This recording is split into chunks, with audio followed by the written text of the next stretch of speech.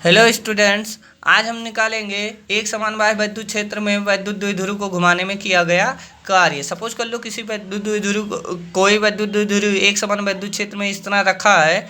अगर हम उसको घुमाते हैं तो उसको घुमाने में किया गया कार्य क्या होगा, इसकी गणना करेंगे। तो इसके लिए हम जानते हैं अगर वैद्युत द्विध्रुव को घुमा रहे हैं तो उसका क्या विस्थापन होगा, उसमें विस्थापित क्या होगा, कोण विस्थापित होगा।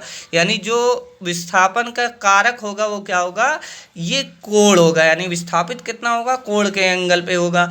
ठीक, ये हो गया। और देखते हैं जो चूंकि ये द्विध्रुव है तो इसके इधर भी एक माइनस, एक तरफ प्लस होगा एक तरफ माइनस होगा। तो इस पर भी एक बल कार्य करेगा, इस पर भी एक बल कार्य करेगा। इस तरह इस पर जो बल करेगा जो बल कार्य करेगा उस बल को हम क्या करेंगे, बल युग्म का आघूर्ण कहेंगे।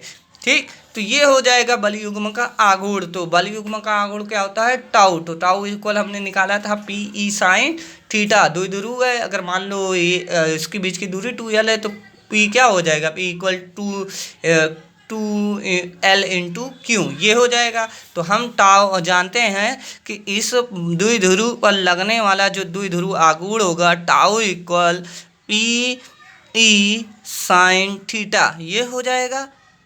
ठीक, अब देखते हैं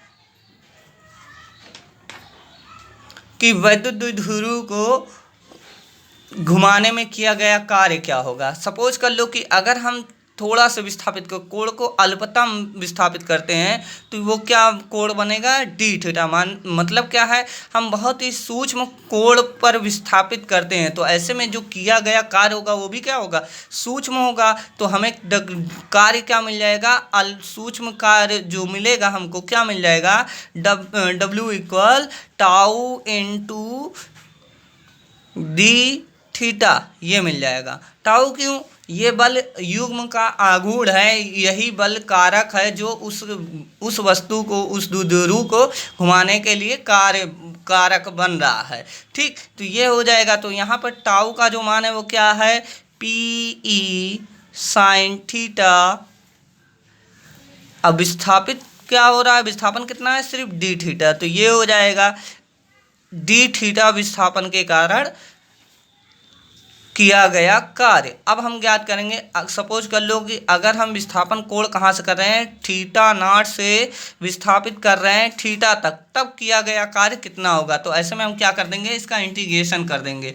जब इंटीग्रेशन करेंगे तो हमको क्या मिलेगा, इसको देखते हैं। तो जब इंटीग्रेशन करेंगे तो संपूर्ण कार्य क्या हो जाएगा, डब्ल्यू हो जाएगा। तो संपूर्ण कार्य ये हो जाएगा। कहाँ से कहाँ तक कर रहे हैं, इंटीग्रेट कर रहे हैं थीटा नॉट से थीटा तक, यानी इतनी दूर तक हम क्या कर रहे हैं, विस्थापन कर रहे हैं। तो ऐसे में किया गया कार्य क्या होगा, तो ये हो जाएगा P E sine theta D theta. ठीक, तो यहाँ से अगर हम देखें तो पी कांस्टेंट है, कांस्टेंट के रूप में है तो पी ई बाहर हो जाएगा। बचा क्या, थीटा नॉट से थीटा तक इंटीग्रेशन किसका, साइन थीटा का इंटीग्रेशन करना होगा। तो अब हम जानते हैं साइन थीटा का जो इंटीग्रेशन होता है वो क्या होता है, माइनस कॉस थीटा होता है। तो ये हमको मिल जाएगा पी ई साइन थीटा का इंटीग्रेशन क्या होता है, माइनस कॉस थीटा, ये हो जाएगा। अब यहाँ थीटा नॉट से थीटा तक, यानी अब जो हम देखेंगे इसको सॉल्व करेंगे तो ये क्या होगा, अपर माइनस लोअर। तो हमको मिल जाएगा क्या, यहाँ से अगर माइनस कॉमन ले लें तो ये हो जाएगा माइनस पी ई, अपर के स्थान पे रख देंगे। जब माइनस का कॉमन हो जाएगा तो ये अपर के स्थान पे रखेंगे तो ये हो जाएगा कॉस थीटा माइनस लोअर। तो लोअर वाला क्या है, थीटा नॉट, तो कॉस थीटा नॉट। अब ये जो माइनस यहाँ कॉमन लिए हैं, बाहर किए, इस माइनस से हम अंदर गुणा करा देंगे तो हमको मिल जाएगा क्या, P E cos theta naught minus cos theta. ये क्या हो गया, माइनस से गुणा, यानी जब माइनस का गुणा इसमें होगा तो प्लस माइनस का माइनस, तो ये कॉस थीटा जो हो गया माइनस हो गया, और ये हो जाएगा माइनस माइनस का प्लस, तो यहाँ पर ये हो गया प्लस में। तो हमें किया गया कार्य मिला कितना, W equal P E cos theta naught minus theta. ठीक, तुम पियो चच्चा।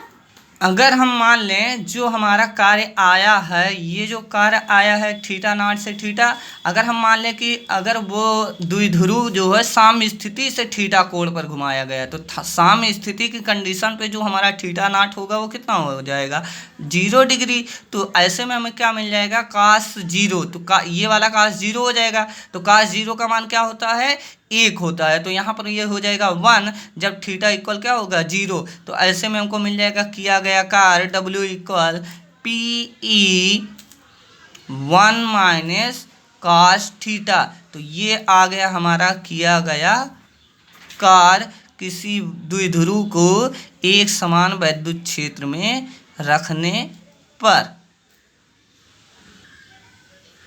अब हम केसेस देखेंगे कि क्या क्या केस बनेगा। हमारे पास जो फार्मूला मिला, क्या मिला, W equal PE 1 minus cos theta, ये मिला। ठीक, सपोज कर लो कि जो हमारा कार्य जो वैद्युत द्विध्रुव हो वो क्षेत्र की दिशा से क्या हो, 90 डिग्री पर घुमाया जाए, क्षेत्र की दिशा से 90 डिग्री पे घुमाया जाए। जब हमारा कोण क्या हो जाएगा, 90 डिग्री, यानी लंबवत किया जाएगा द्विध्रुव को, तो हमको क्या मिल जाएगा, W equal PE 1 minus cos 90। अब हम जानते हैं cos 90 का जो मान होता है वो क्या होता है, 0 होता है। तो ये हो जाएगा 0। तो W इक्वल हमको क्या मिल जाएगा, PE। ये हो गई पहली कंडीशन। दूसरी कंडीशन में अगर हम बात करें केस सेकंड की,